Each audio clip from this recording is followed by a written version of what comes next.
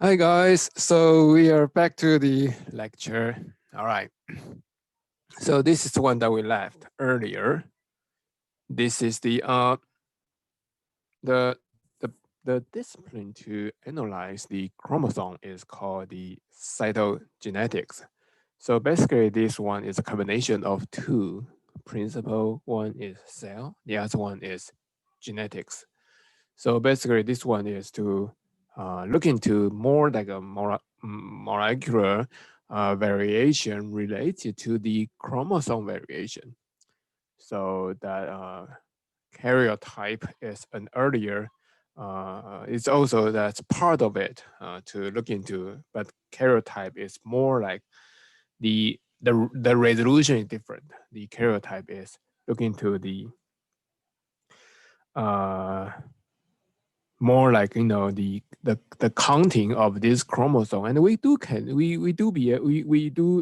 are able to identify the short arm, long arm, and also the number of chromosome. But with cytogenetics, it's more like a broad analysis to see more this chromosome variation in different form.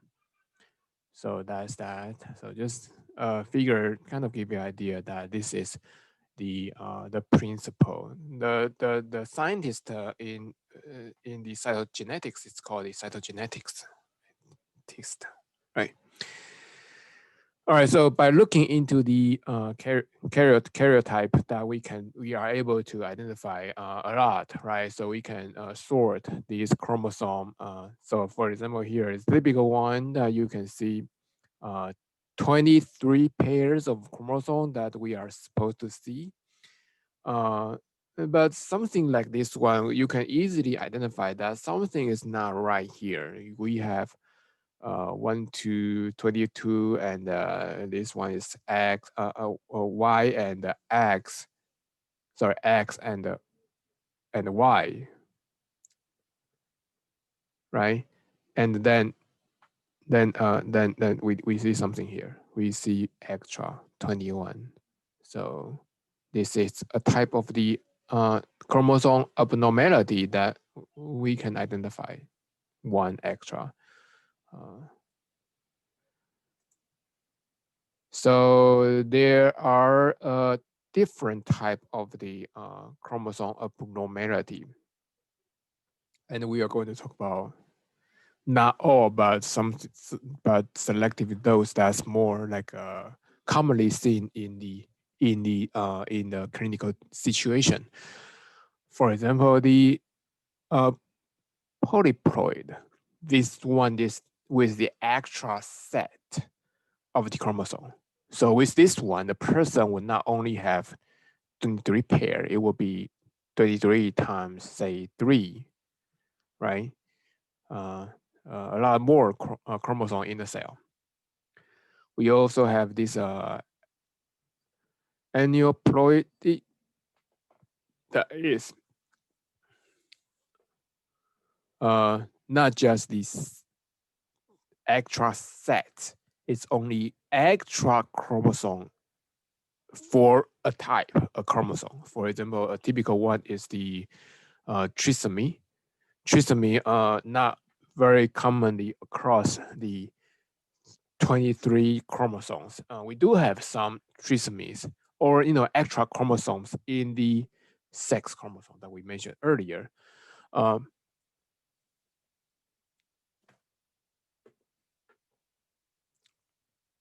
but in the autosomal chromosomes, uh, extra or extra chromosome can sometimes lead to the uh, sudden abortion. It will not; these cells will not survive. Only those selectively, maybe 21, trisomy 21, trisomy 18. 21 is the most common one. The 21, let's look at what's 21 here. So this is the typical one, trisomy 21. That the one, why is this one will survive even though this is still abnormal? It's because that during the development, these proteins doesn't really, the amount of protein provided by 21 is not a lot first. And the second is that this protein don't affect the development of the fetus that much. So even though you have extra protein, extra sets, it doesn't really affect the fetus development that much. And so the fetus will survive, get delivered, but only when the after the birth, this protein, even though not a lot, but plays an important role. One of these protein here is related to the several things. One is very common known as the amyloid beta. The amyloid beta, extra sets of this amyloid beta can lead to the more production of this amyloid beta peptide, and that peptide can increase the amount of accumulation in the brain, and could lead to Alzheimer's disease. But only when the person is aging, then that effects will become a fetus, like fatal issue, right? Otherwise, the patient will basically survive. And this related is that this affects a lot of this neural development and affects the brain development. So, but this development usually happens after birth, not before the birth. So the patient will, with the 21 trisomy, it's not the chance to have this trisomy is basically supposed to be equal across different chromosomes. But the reason that we see more in 21 and a little bit more in 18 is because these proteins survive, these chromosome extra proteins survive after birth. So that's that. So here is a list of the chromosome abnormality that you can see that Aneuploid, all right, so we talk about this one, trisomy, and monosomy is the not extra, but absent chromosome. So this one, for example, we will have, typically people have 46 chromosomes, with this one will have 47, like this one here, we will have 47 chromosomes. Or we may have, like this one, we may 46 minus 1 is 45 chromosome. We may have a deletion, duplication. This is like the amount of the chromosome is not changed, but the one segment is either lost or get duplicated or get translocated. Translocated must not be like homologous, right? If it's homologous, it's exchange, it doesn't really make any difference. So this translocation only when this translocation occur between non-homologous pairs will make a difference. So for example, this one and the other one, that will make a difference. Otherwise, if this segment, that segment switch, well, if the switch is basically the same amount, well, you probably we will not see any difference unless the amount is different. So translocation, inversion, so you basically that have the translocation, but insertion is inversed. And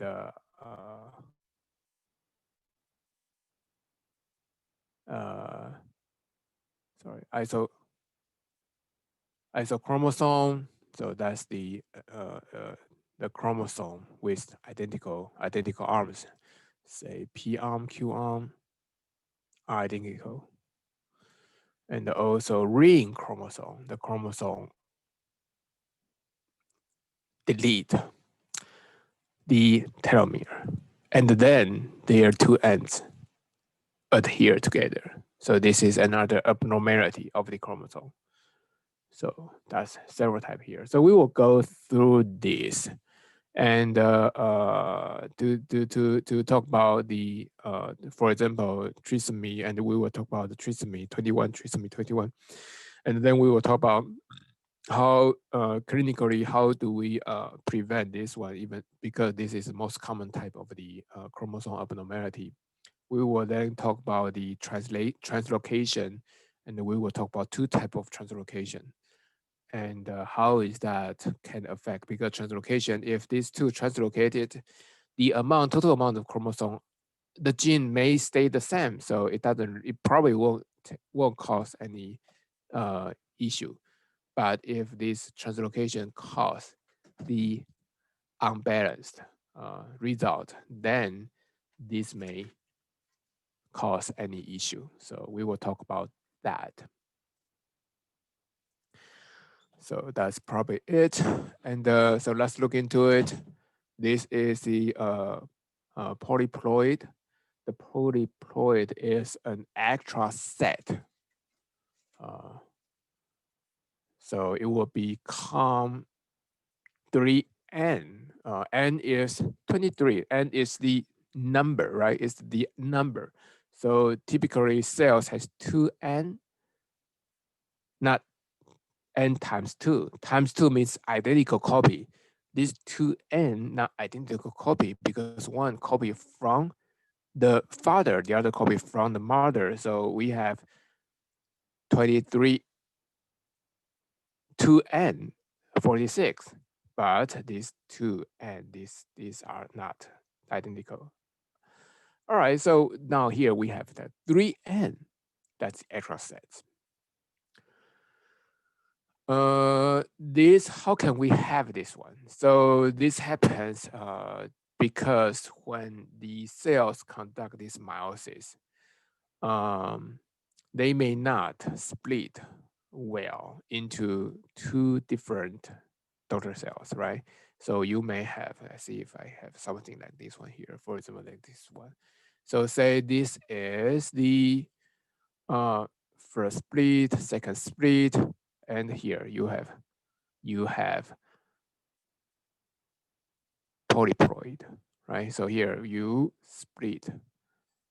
You're supposed to split two, but you got one empty, right? And these two got extra. Or you may have something like this one. The first split division is fine, the first meiosis. Then the second meiosis doesn't really split. This condition, this, when they don't separate well, they supposed to be disjoint, right? Like disjoint, supposed to be disjoint. This is the chromatin supposed to be disjoint, but they do not. This condition is called non-disjoint, uh, and that is the cause to cause this chromosome abnormality. In this case, if it only happens in one type of chromosome, this is called uh, trisomic, right? And this will become monosomic, trisomy and monosomy. So that's that. So that's the polyploid. 2/3 of all these triploid, like 3n, caused by the fertilization of one egg and two sperm.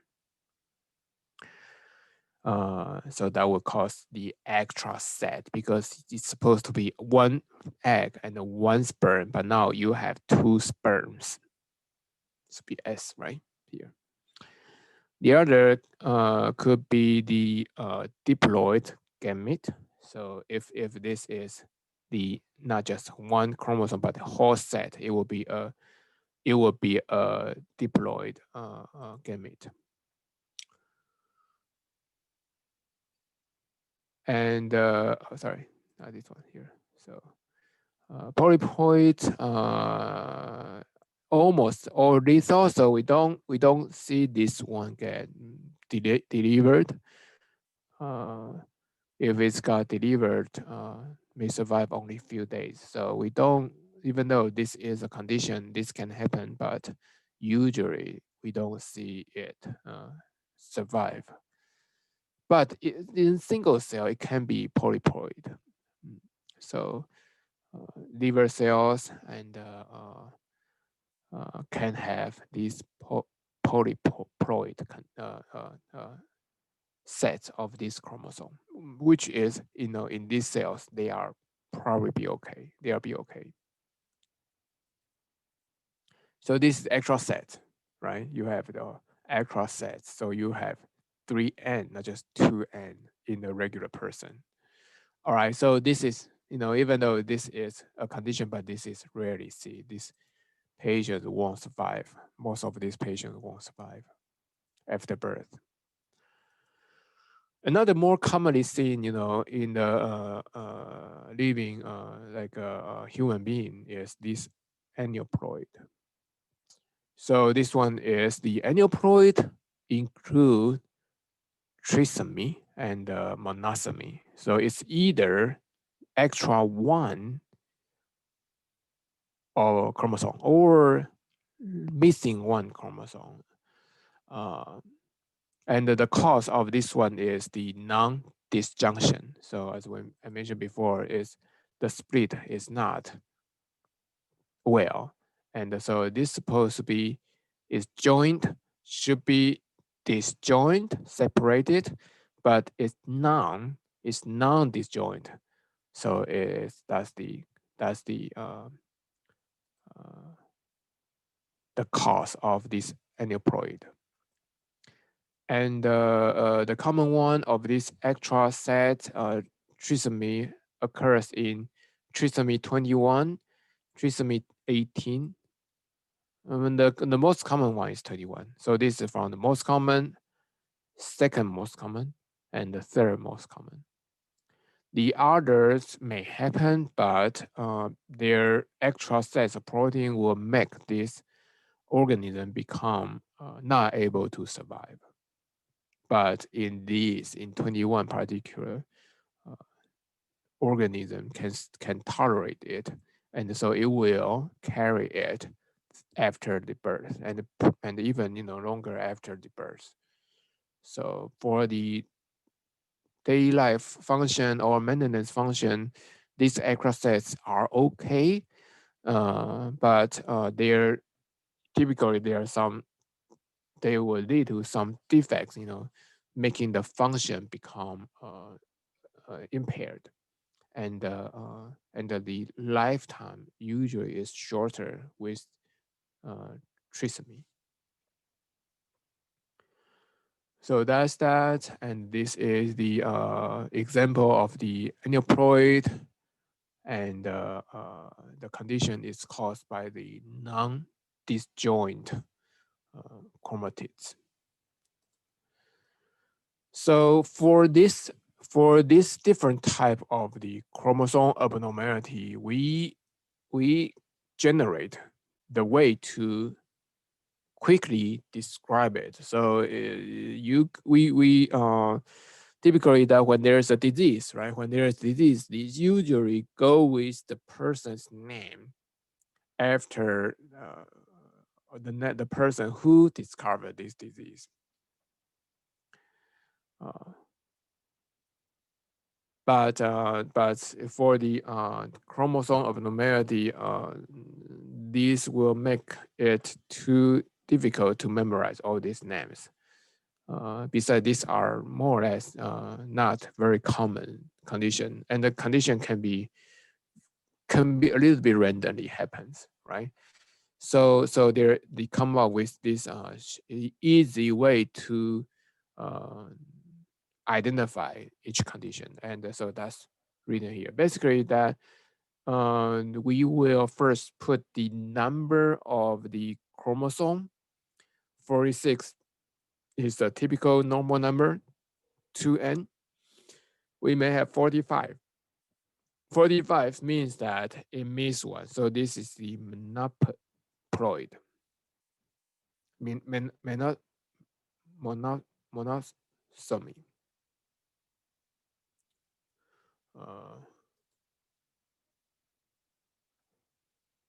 Monosomy, that's right, monosomy. and 47 means actual trisomy, right? And we may, in addition to this, we will also put the sex chromosome following that. So if it's XY, it's healthy, it's male. If it's XX, it's healthy, it's female. If it's X, then it means one. And so by looking at this single X, you know that it means one. So it's the monosomy 45 chromosome only. And this is one that we mentioned very early, like the sex genetics that we mentioned about this one. This is a female, but it only has one X, not two X. So the development is not fully developed to the sex characteristics. So this one is also called the Turner syndrome. This is a relatively common like sex condition. We may also have XXY. We have extra Y or extra X, right? So it's that condition. And this is also not like uncommon. This is maybe second to the Turner syndrome, uh, Klinefelter syndrome. So we can have the name, right? Name of this disorder, but uh, it will be easier to just use this.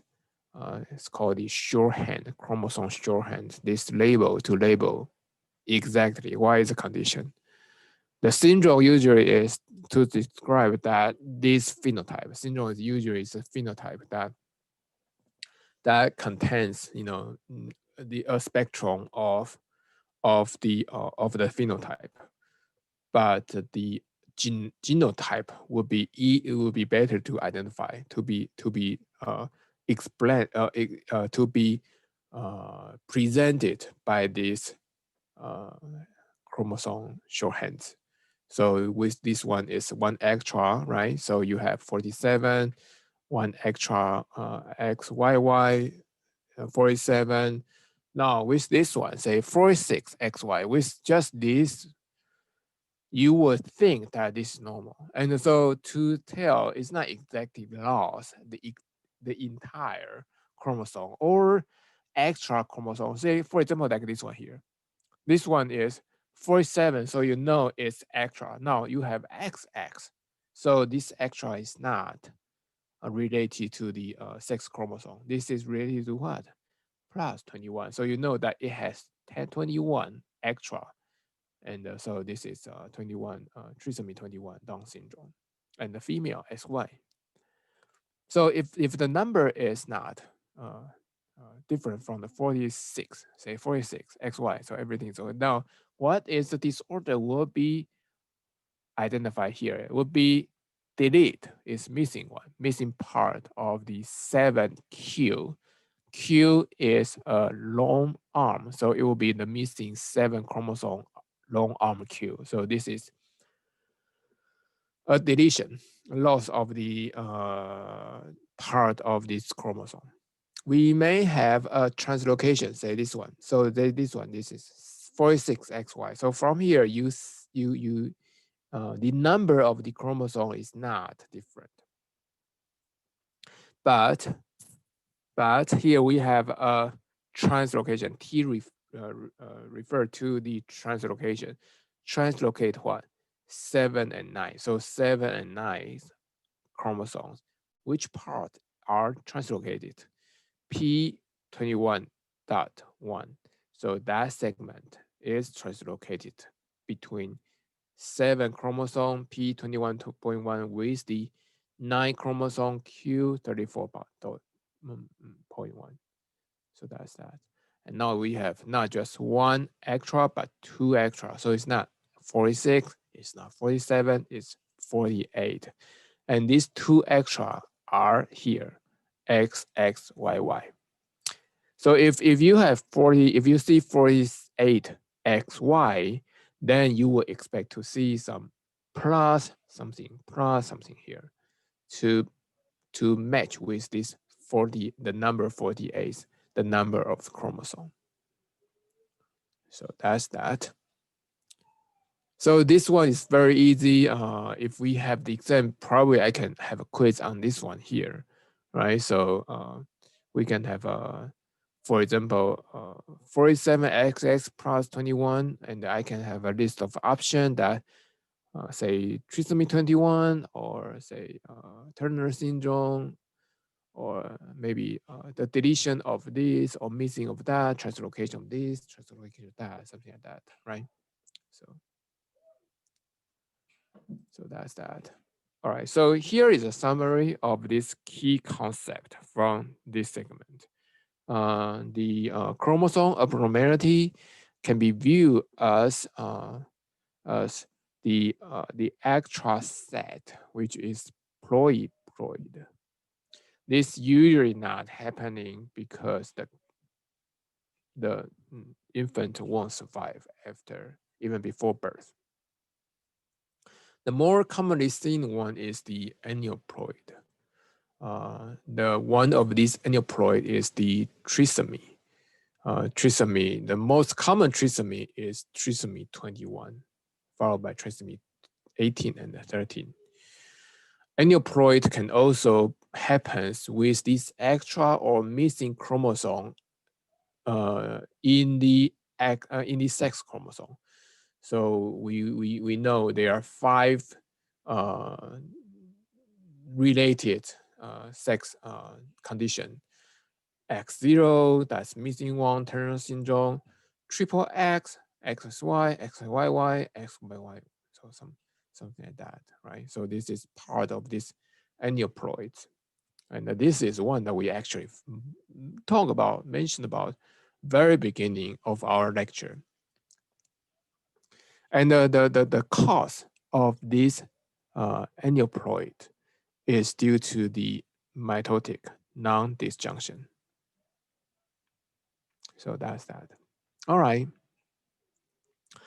So these all these condition, if it's sex condition, this usually it affects the sex characteristics, but the mental wise is not really affected very much compared to the trisomy. So trisomy 21 is the most common aneuploid. So let's look into this one. And it in a way, trisomy 21 is very easy to identify because we can see it. Not this one here. We can see it just by simple karyotype. We can see it here, 21 extra chromosome. So if we can detect this early, so this is not something identify a gene or identify a mutation of gene. This is not a gene. To detect one gene would be more modern technology to do that. This is to identify just one extra set, one extra chromosome. So this is easier to quantify, and this technology has been a while it's been a while. So people can simply do a karyotype and to identify if this, say, egg, right? If it's just the egg, and maybe it's the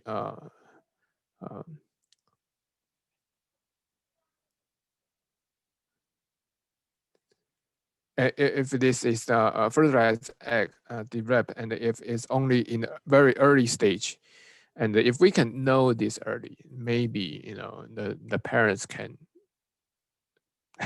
have some preparation for it.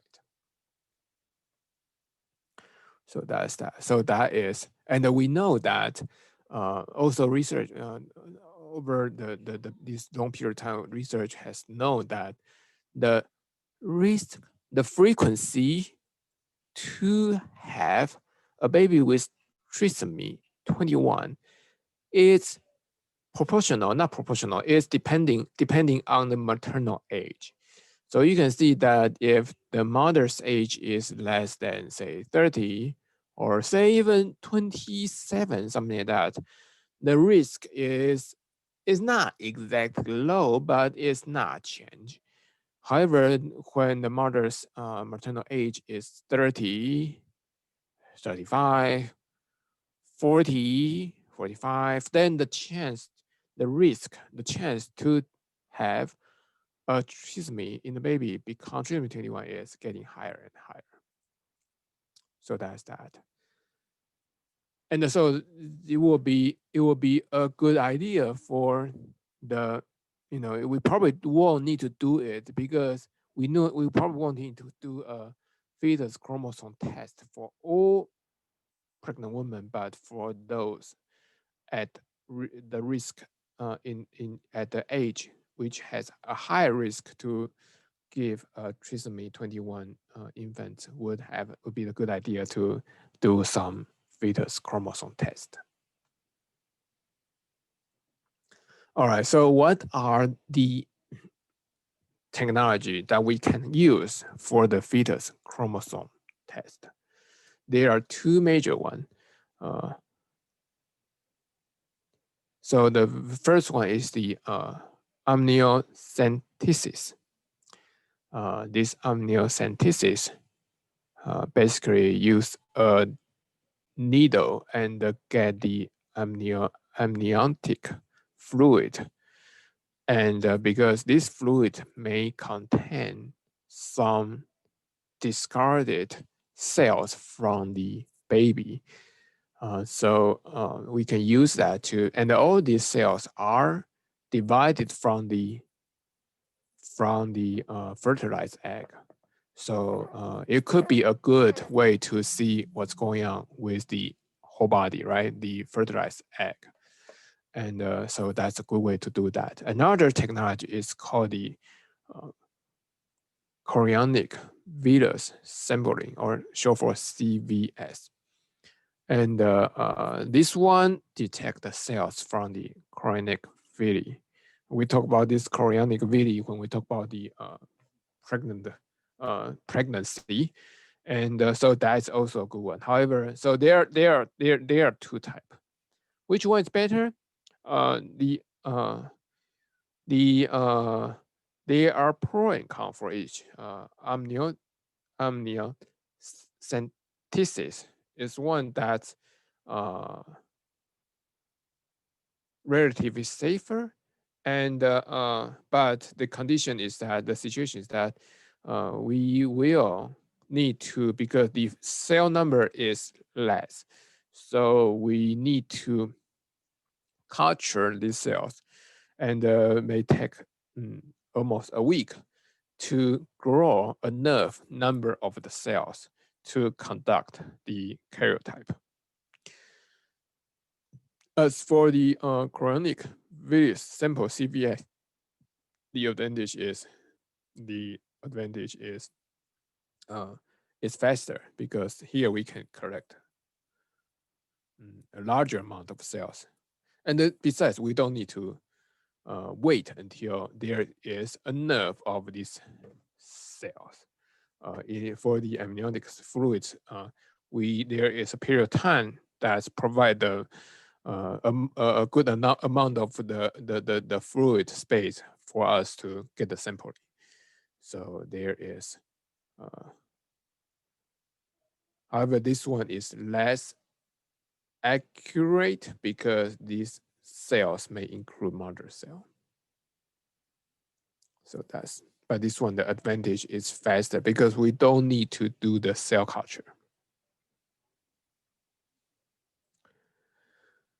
All right, so let's look into the amniocentesis, this technology. So this one performed in about 18 to 20 weeks gestation. And by doing this one, we need to have an ultrasound, needle enter into the amniotic fluid, and the cells will be cultured for about 10 days, and to grow about 20 cells for karyotype. and then there is a risk. Nothing. This is not like totally safe. So the risk is a miscarriage, and so when patients consider or the doctor recommend a woman to take this, they need to weigh which risk is higher. Only when the risk to have a trisomy 21 is higher than the risk to cause miscarriage by the amniocentesis, then doctor will recommend. Otherwise, if this procedure provide a higher risk than the risks to develop the trisomy 21, then this is not recommended. So the earlier data, and a lot of the institutions still following this earlier data is because that it's safer, right? Even though the risk may not be so high with this technique, but just play the safe side. So the earlier data is that the risk to cause miscarriage by the amniocentesis is 1 in 350. So get the number first. Remember the number 1 in 350. So let's look into the trisomy 21. 1 in 350, right? 1 in 350. So this is risk to cause by this technique to cause the miscarriage. If and when which age and 1 in 350 is wrong here. So let's draw a line. Let's draw a line. Say somewhere here. How about that? Somewhere here. Somewhere here. Right? So that, all right. So that is the age. So that is the risk, 1 in 320. So if the patients is more than that, say this is 35 years old, say 37 years old, with this woman, she is going to have the baby, and her risk to have a trisomy is this one here, is say 1 in 400, for example.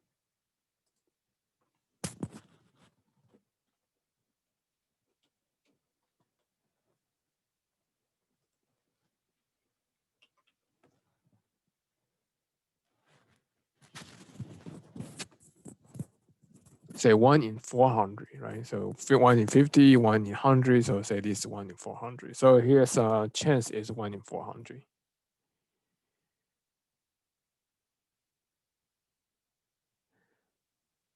Sorry, I was wrong. 1 in 350 is not there. 1 in 350 is supposed to be. Let's just move it up, not here. 1 in 350 not here because 500,000, 1 in 350 should be around here, all right? So it should be around here. And so this one would be somewhere here. And so if the woman say this is say 57, right? 57 years old. If the woman, if this woman is not this age, if this woman is copy and paste, if this woman is, that's darker, so this age, 40. So it's 40. So it's 40. Wow, that's long. Why is that? I have no idea. Why is that? Let me do it again. Maybe that's okay.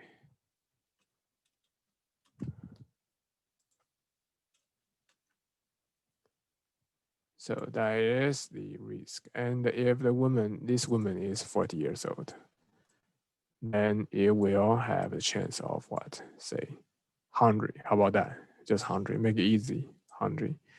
Then which risk is higher? This age, right? This age is 40 years old. The risk to have a baby with trisomy 21 is 1 in 100, but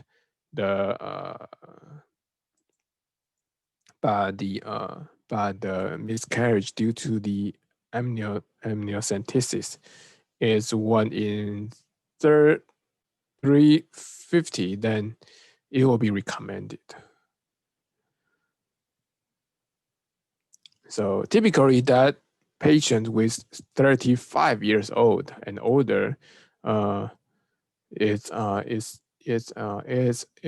suggested to have, because the risk to have the miscarriage by the amniocentesis in the new data is 1 in 1,600. So that is 1,600. So that is actually pretty low right here, right? Yeah. So that risk is always lower than the trisomy, the parent, the pregnant woman to have the trisomy 21. So any age is always safer to do a amniocentesis. All right, so that's that. So here's the summary about this important concept, including that karyotype is a technique to is a term, is a science to display chromosome in the order of the size. So from the 1 to 22 is by their size.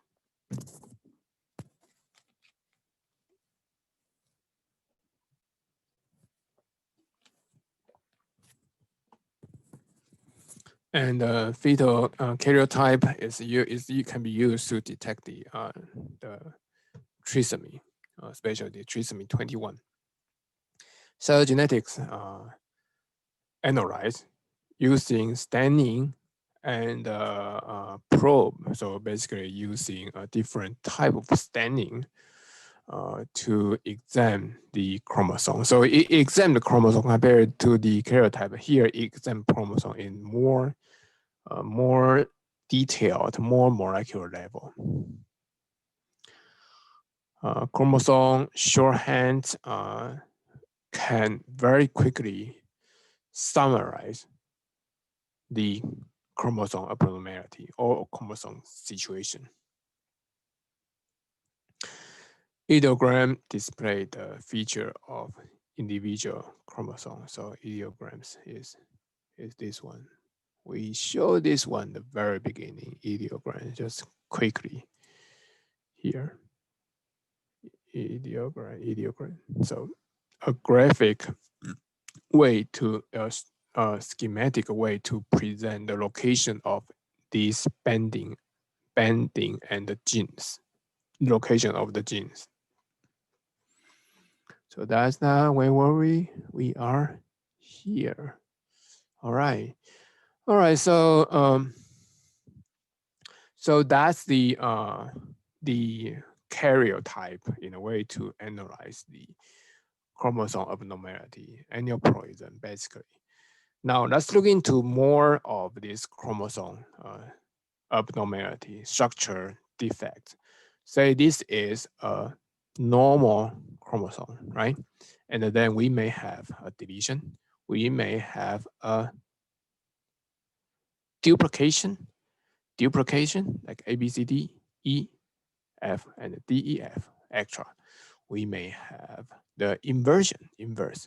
So where is that? The A, B, C, D, E, F, supposed to be D, E, F, but D, E, F inversed. So, and a typical one is the translocation. Translocation happens between non-homologous. Basically, that's because if it's homologous translocation, it won't make a difference, right? So say this part translocated with this part, then it will basically not going to appear as any abnormality at all, because you may thought that it's coming from this originally. But if this because the allele basically is the locus is basically not changed, it's the same, its alleles are different. But if this translocation happens to with say 1 with 3, then you will have the non autosomal non-homologous pair of the chromosome.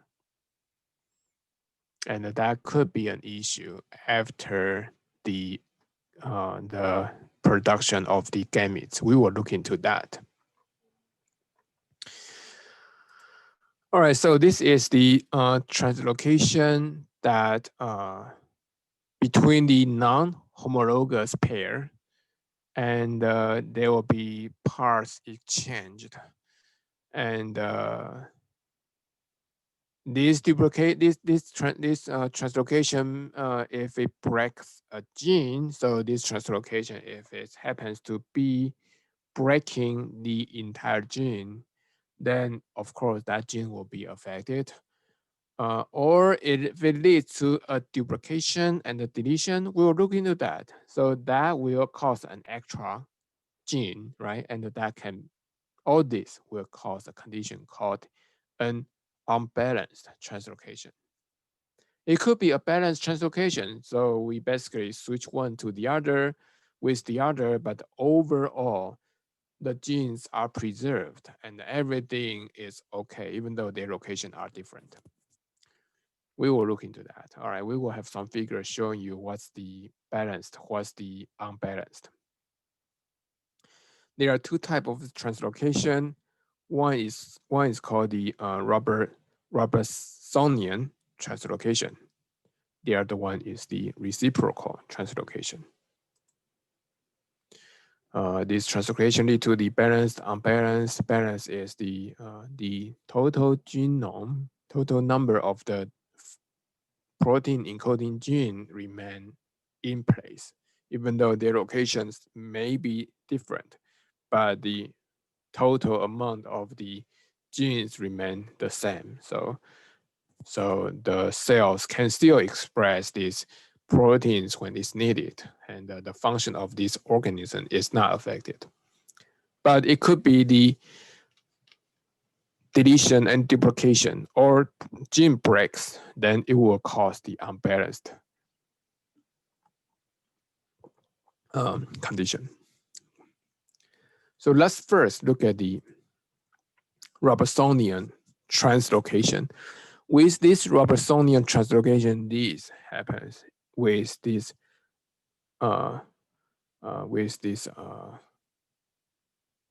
acrocentric chromosome. So we talk about there are four major types of this chromosome. They are classified based on the short arm and the long arm.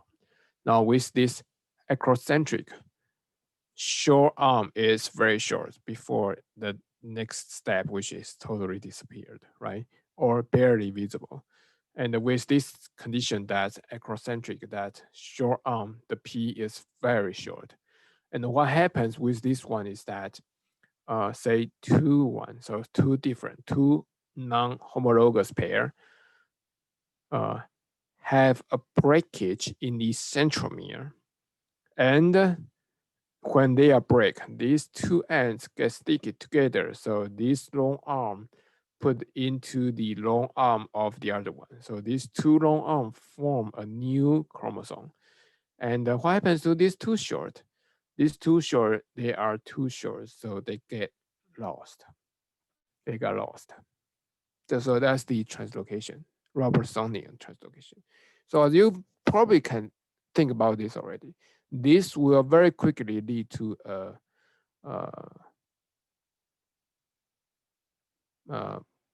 monosomy, right? This will lead to the monosomy, a loss of the chromosome. It was before two, but now become only one. So you lost one chromosome.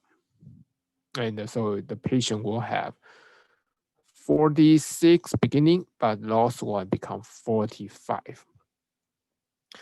And this happens in only between these 5 acrocentric chromosomes, 13, 14, 15, 21, and 22.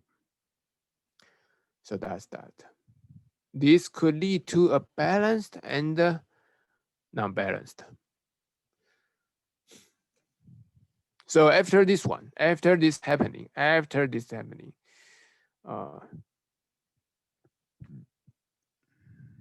after this happening, it will become 40, 45. The patient with the sometimes this short one doesn't really provide essential protein, so the patient probably won't show any phenotype. But the patient with the person with this Robertsonian translocation, it will carry this, and so in this carrier, there's no noticeable defects in the way that because this short arm doesn't really carry some essential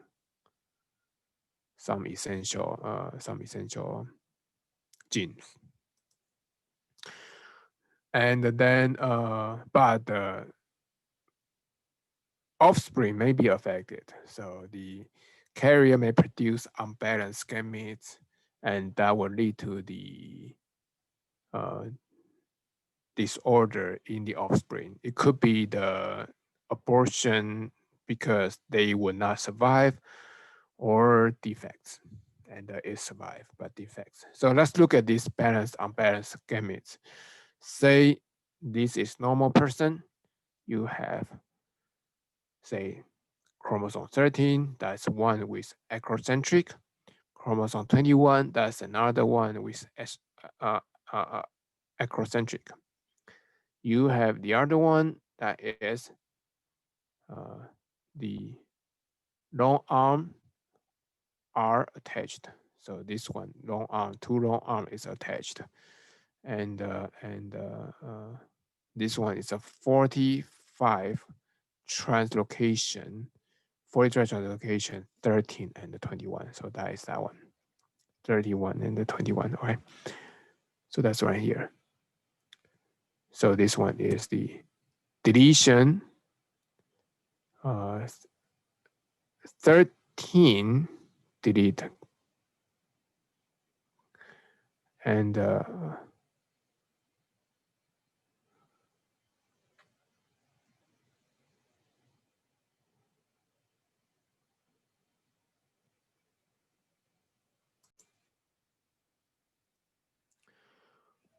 right, so that this DER refer to the derivative chromosomes from translocation is present. Translocation of these two is presented. Q10, Q10, Q10, Q10 refer to the remaining one. So that's derivative of the translocation of 13 and 21 of the result of this connection of Q location Q10 basically located those Q long arm and the long arm. So that's that. So that's this one here. So that's this one. This is chromosome 21, chromosome 30. Now with these two, the gametes could be right. Could be that. Could be. Let me draw here. Draw here. All right. So that could be this one, right? And this one with, so this one, right? And or lost one, or lost one, right? Right. So that's that one here, right? So it could be that this one here, and sorry, this one, right? So this would be this one, and this one, and this one, and this one, right? So that's that. Then you have these 21, 21, 21. You have 321. You have a condition like a trisomy 21 Down syndrome. So you have it's not exactly trisomy, but this long arm, basically you have 3 sets here. So that's that. So this is the typical example of the unbalanced gametes. If you have, for example, this is a balanced one, you may have this one,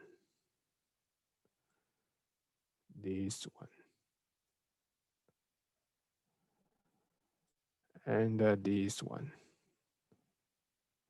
right? And this one. So result is balanced. So that's that. This one is also balanced, right? Because you have the like this one is balanced, right? You have 221 and 213. You have two long arm of the 21, even though you miss one short arm here, but that short arm really doesn't really provide essential proteins. So the person may appear okay, but as a carrier. So that is an example about that persons with a balanced, however, has the uh, uh, Robertsonian translocation provide the offsets with the basically a good chance to develop the Down syndrome. All right, thank you. So that's that. All right, so this is another example that's not 21 and 13, but 21 with 14. So as you can see here, we also have the chance to develop the trisomy 21 Down syndrome due to the unbalanced gametes of the Robertsonian carrier. So that's the Robertsonian carrier, Robertsonian translocation. Now the other one is called the reciprocal translocation. So with this one, it's not, the break does not exist in the centromere,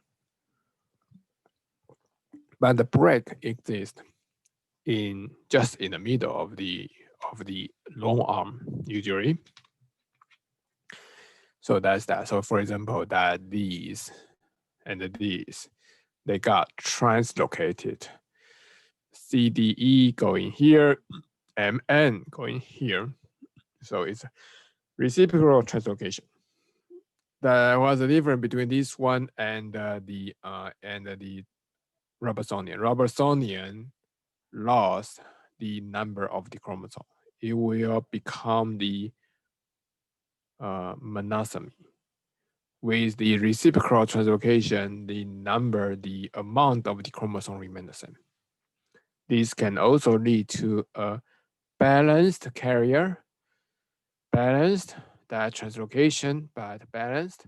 It can also lead to a non-balanced, partial trisomy of one, partial, not exact, partial monosomy of the other one, not exact. So it's partial monosomy. This one still provides some portion. So that's that. All right, so we basically complete all this chromosome abnormality. Now, the next step is to talk about DNA profiling. So we will finish this part to the end. All right, so that is something very relevant. People talk about it like very, very often. You see the news. But after the lecture, you should know what does it mean, the DNA profiling. What does it mean by using DNA to detect the suspects, to identify the suspects, and using the DNA to identify the remaining from the disaster. You have the disaster, right? And you have a piece of the body. How would you identify this piece of body belong to which person, right? You need to be able, you have the piece of body and you can use that DNA from the cells and you can conduct some type of the matching this DNA and that DNA. But what exactly do we match? All right. And are we all the same? What is a part that can tell us apart? So what's a part can tell us about in the genetic level? So that's, and what's the technology that we usually use, the typical used one to set us apart. So that's that one. All right, so here is the DNA profiling. We are looking to the length of the repeats. So this is a tandem repeats that that the repeat happens right next to the other one. So for example, GCATC, so this is typical repeats that we see it many times. And say, and the units, the sequence is very much the same across species. So this is very well preserved sequence. But the repeat number, the amount of these repeats vary between individuals. All right, so that is that one. And so for example, uh, individual with, and each chromosome, each gene has two allele, one from mom, one from dad, right? So you can have the heterozygote repeats, like this one here. You have two repeats in one chromosome, the other repeat on the other chromosome, on the other DNA. So if we have the individual one married with individual two, these two chromosomes happens to be identical in that repeat. This may not be the same in other repeats, but in this locus, that it happens to be the same. So this is homozygous. The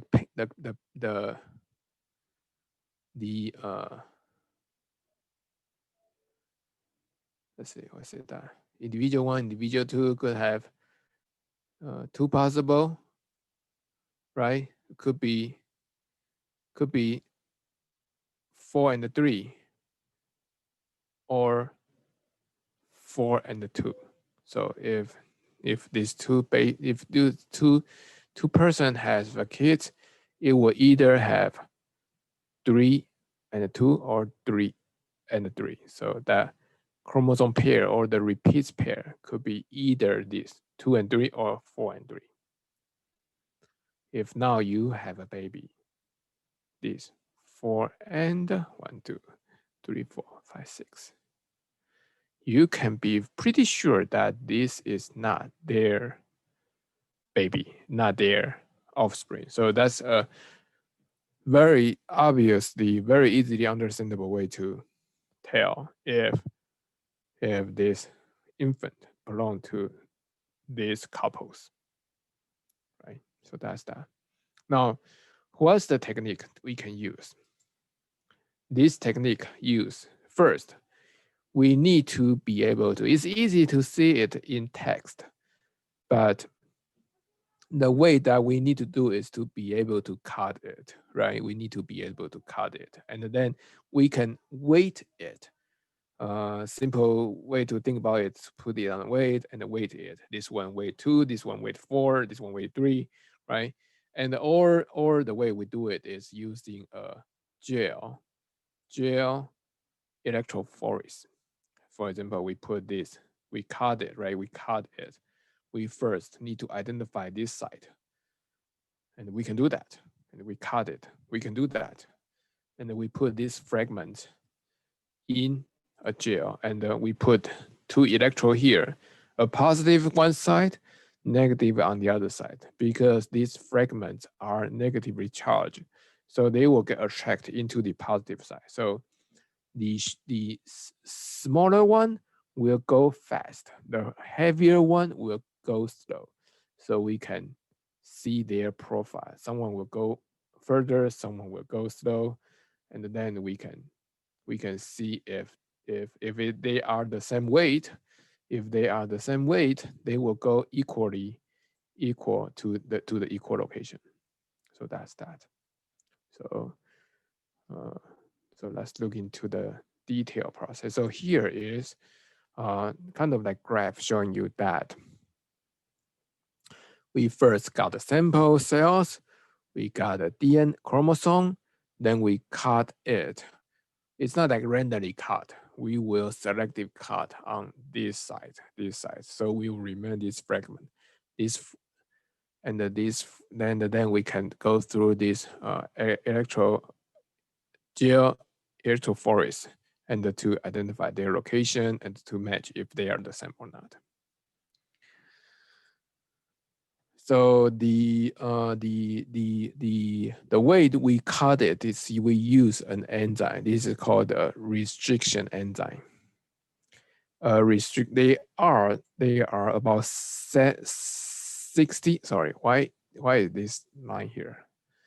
There are 600 naturally appeared restriction enzyme.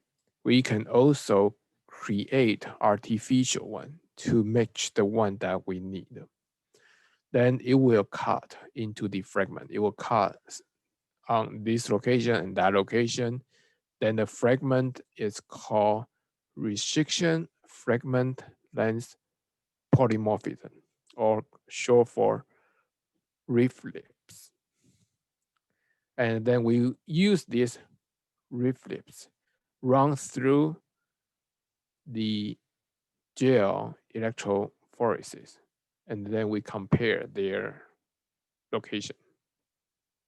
And that indicate the weight, the molecular weight of each of these reflips. So that's that. Now, before we look into it, let's explain what does it mean. What's the meaning of the polymorphism in the genetic world? So this term means poly means multiple, morphism means form. So basically, this means that in the wild type, in the general population, we have different form in the gene, and that is basically that's what it means. So let's look into that. Polymorphism has two major types. One is called the single nucleotide polymorphism, or SNP. So that's that one. So basically, this gene and this gene and this gene are all the same. Only one part is not the same. So that's the single nucleotide. You may see this as a mutation, right? You may see this as a mutation. So what's the difference between SNPs and a mutation? Well, SNPs is a mutation. It's a variation. So DNA copy from one to the other. We earlier talked about there could be a genetic like error, like gene error, DNA errors, and we can fix it. The fix cannot be fixed back to the original form. So after the repair, we may form a new SNPs. Then what's the SNPs with mutation? SNP is a mutation. We don't call it a mutation because it doesn't really cause a disease. And because it doesn't really cause a disease, these gene survive. It will survive in our society, generation after generation. This one will have its offspring. Then we have a good population carrying these SNPs. If this cause disease, then this offspring will not survive. So if for those who barely survive, it will show the phenotype, and they probably won't have the offspring. So that's the mutation. And because these SNPs survive, they don't really cause disease. They may cause variation, but they don't cause disease. And then they will have a good population. This population we set a threshold, say 1%. If we have this polymorphism appear to be more than 1% of our population, demonstrate that they can survive, and so we call it a SNP. So we don't call it a mutation. So that's that. And another polymorphism is due to the tandem repeats. So for example, like this one here. So it's short tandem repeat polymorphism. So this is not right. And this polymorphism is the one that we talk about here. This is cutting of this polymorphism. So we cut here, and we cut if we can cut here. All right, so that's what we do. We cut this and cause a fragment called the reflip, and run using this fragment to run through the gel electrophoresis and compare their weight. So another, and so say this is result, right? Say this, if we look into that, this is a famous one that we want to demonstrate that the clone of a sheep that was about 10, 20 years ago, that first cloned multicellular organism from a sheep. This sheep is called Dolly. So we get the DNA fragment and we run through this gel. So let's look at that. 1, 2 to 12, that is 12 other ships. D is the produced Dolly, that is the cloned ship.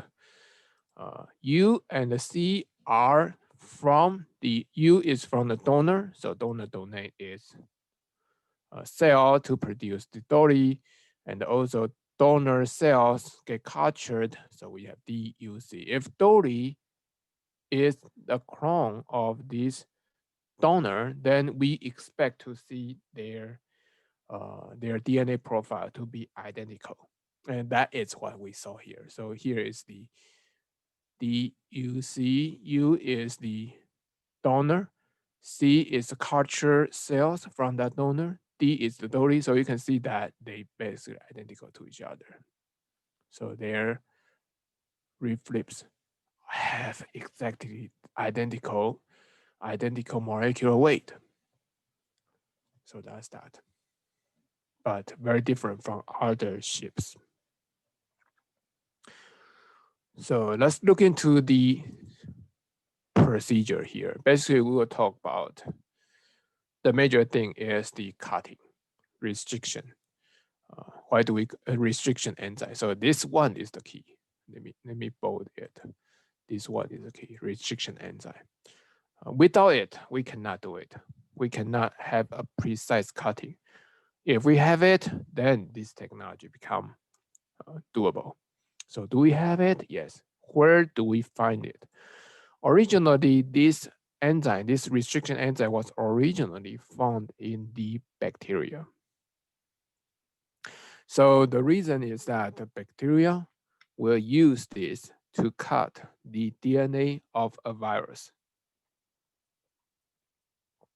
And what they do is that they first kill that virus. Then the second is that they will preserve this segment and memorize it so the cells will recognize this virus in the future. So that's their protective mechanism. And we later observe this enzyme, then we can know that this is a good way to locate a specific site in the DNA. And in addition to identify that site, we can cut it. So that is a very good tool that we can use. So we have that. So this enzyme is called restriction enzyme. Is because that it restricts the virus intrusion. So it restricts that. That's why it's called restriction enzyme. Further, we also call it endonuclease. So basically, that is a breakdown of the DNA nucleus, endonuclease. Originally found in the bacteria, and they digest the virus. So that's for example, this is the E. coli restriction enzyme. They cut it, they cleavage it, so they can break it. Specific site, specific recognition sequence. They recognize it and cut it. So it can cut it at, it's not exactly at, That's why a newer technology was also developed, like the one CRISPR Cas9. That's the one provide more accurate cutting. This cutting, even though that we say it's very precise, in the reality that it can recognize it, but when it cut it, it's very brutal. It's not that precisely cut.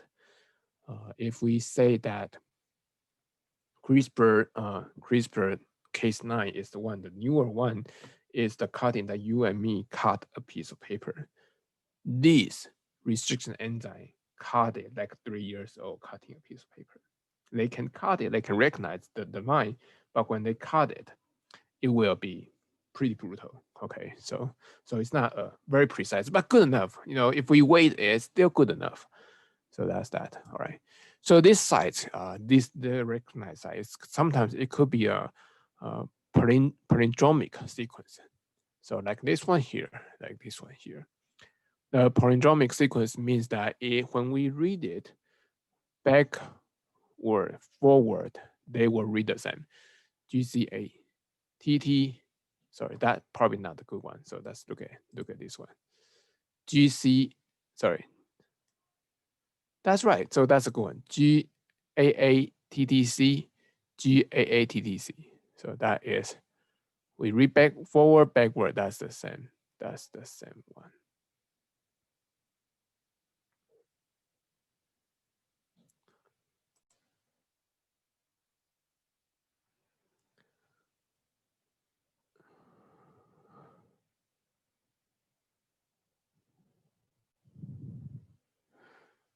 So that's this palindromic sequence. There are about 3,000 restriction gene enzymes available from the bacteria.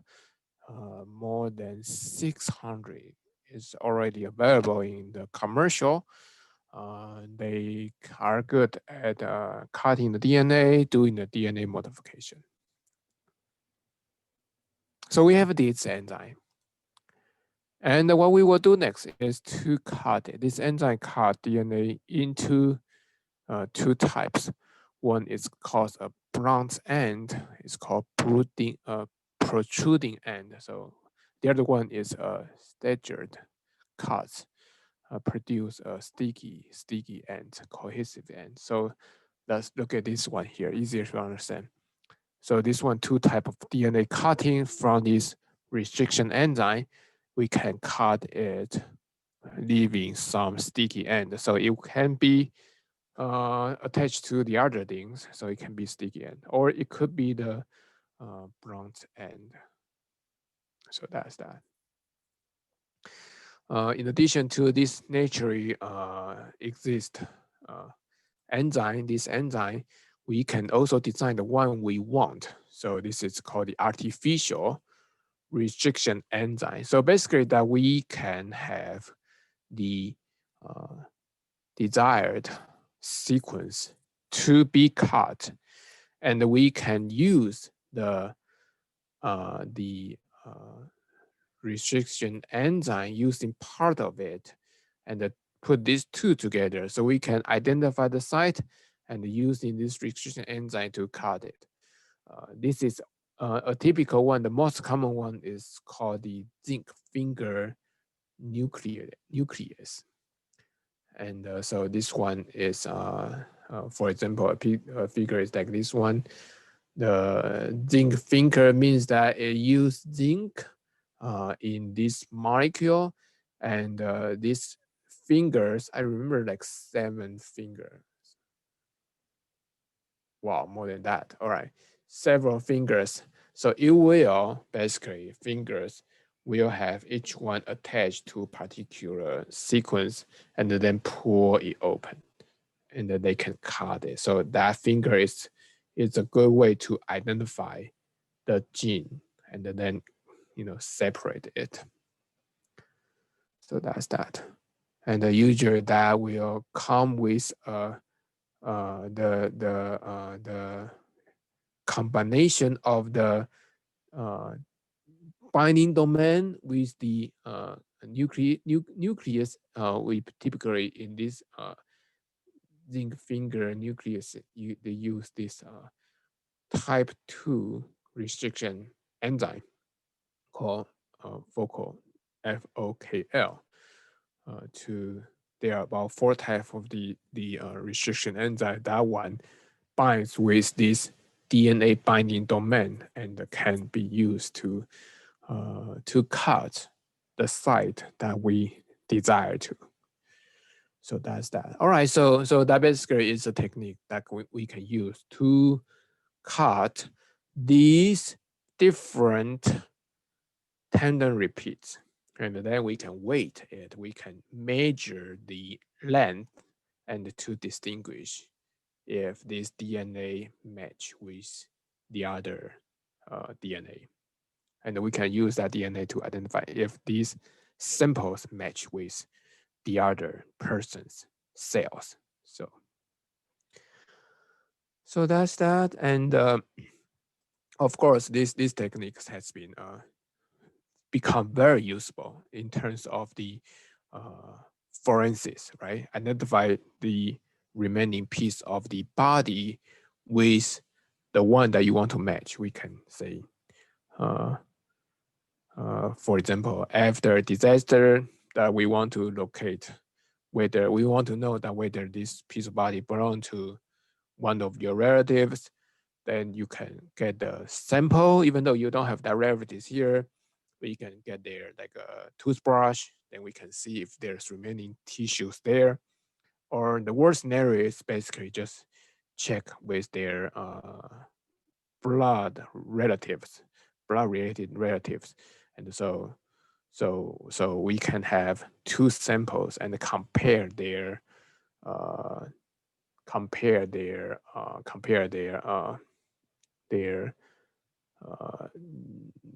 what's that? Oh, I want to get the term right. Oh.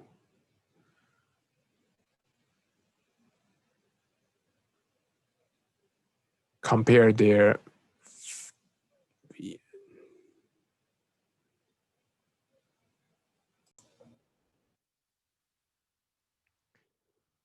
so this technique can be used to identify to conduct the DNA profile. So of course that this has been used in very commonly.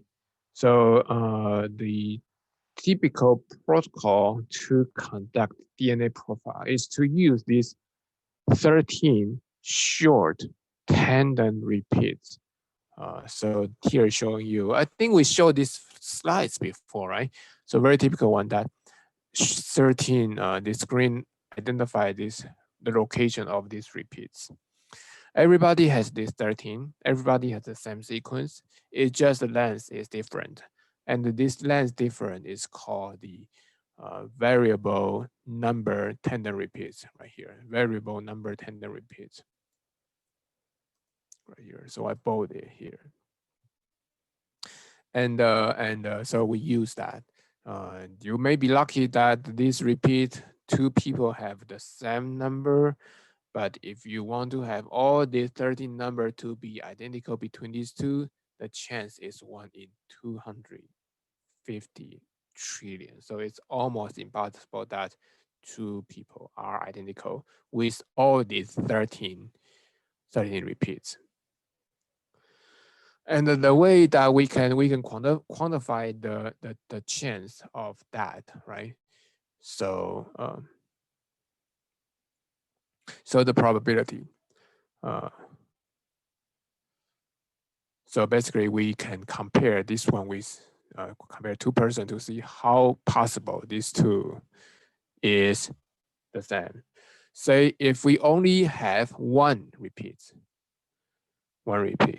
and if this repeats to be only if this repeats to be different, then here is a frequency. How do we know this frequency? Basically, we know this frequency based on human genome, gene-wide study, right? So we have the population.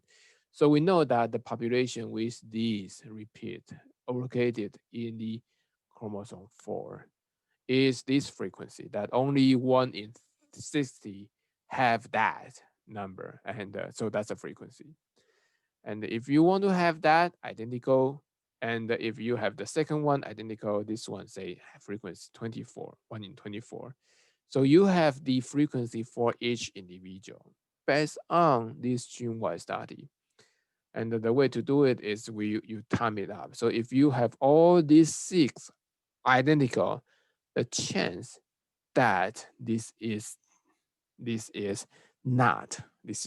So how possible you two are the same if you two are not is 1 in this, right?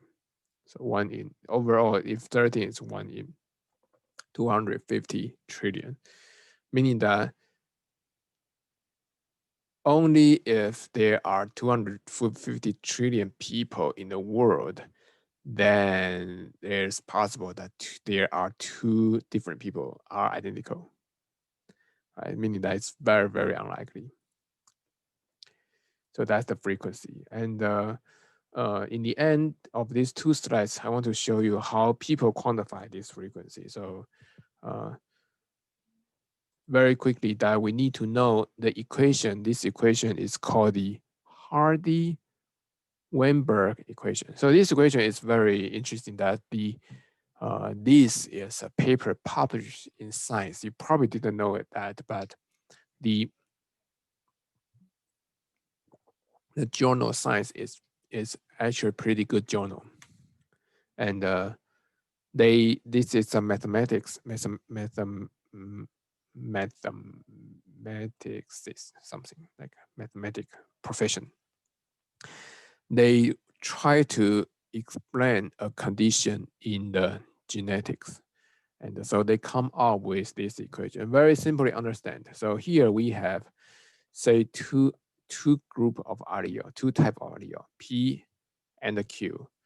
And say this is one allele, this is the other or others, say P and Q. You don't need to worry about the recession possession dominant, recessive dominant here. So basically it's 2, right? Say we have only 2. You can be this and the other else. So it could be overall that these 2 binds together is 1. So it make it a whole. The chance is 100% if these 2 apply. P is this portion, Q is the other portion. So the overall is 2. And a simple math, we can know that with this equal to 1, this equation will also hold true. P squared plus 2PQ plus Q squared equals 1. And that's also holds true. So basically that, say you have PP means P squared, QQ means Q squared, PQ, so you have P squared plus 2PQ plus Q squared equals 1. So that's that. And so and you with this in mind, we can quantify the percentage. So first of all, you got a sample. And you got a sample, you must know that each short tandem repeats short tandem repeats STR has 2 allele. These 2 allele could be homologous, homozygous, heterozygous, or it could be the homozygous, right? So for example, this allele, this is heterozygous. So you can have one is, we know that frequency is 0.6, the other frequency is 0.3. And so the overall frequency is P and Q. So you got 2PQ. This frequency basically is this one, P and Q. So you have 2. So the chance to have P and Q is pretty high, right? It's almost half. PP, QQ, if the person with PQ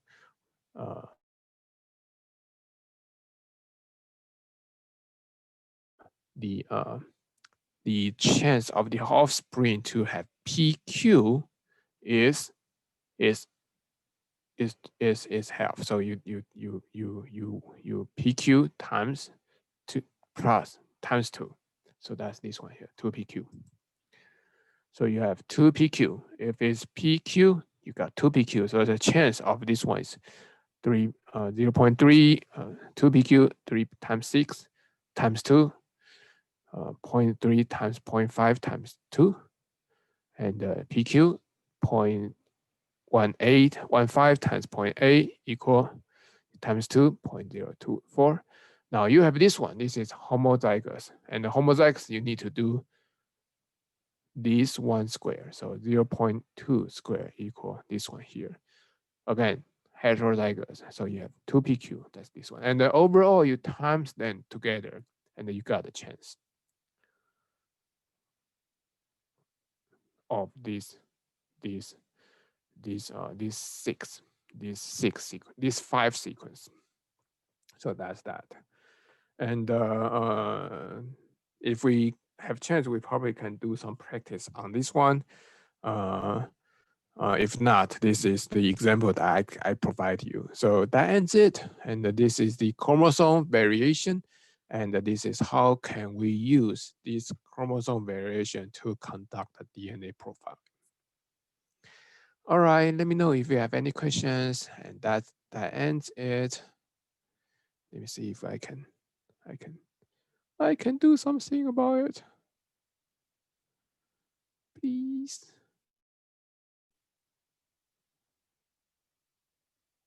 Stop sharing first.